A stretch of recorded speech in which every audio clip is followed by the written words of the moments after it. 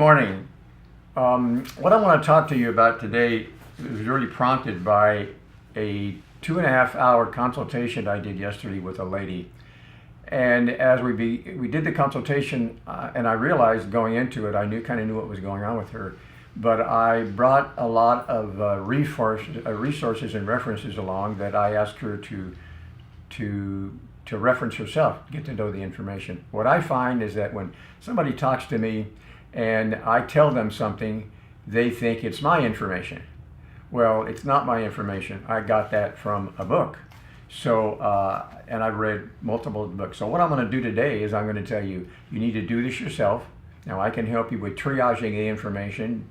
You may read something in one of these books that you reference this and say, I don't quite understand that. Well, I can help you kind of, triage that and tell you if that's important or not. But these are books written by experts in the field of hormones and other things like that. So the first one I want to talk to you about is one of the very first books I read.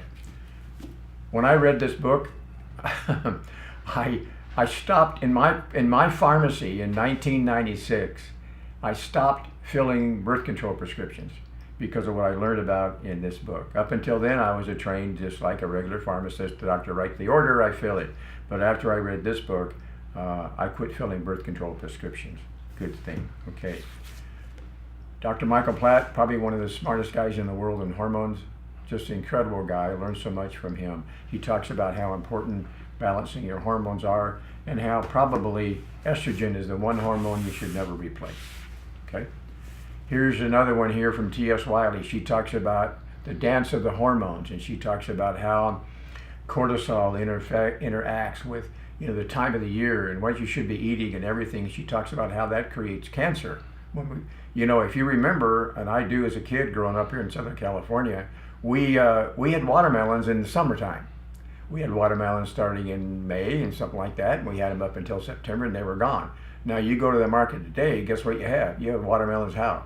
All year long, just like you have grapes all year long. And she tells you why those high sugar levels in that are not good, because it helps produce cortisol, it helps produce insulin, and what that does is help you make cancer. Okay, great book here, Adrenaline Dominance by Dr. Platt. Again, this tells you why when you live with a guy who has ADHD and going crazy, that progesterone will help him.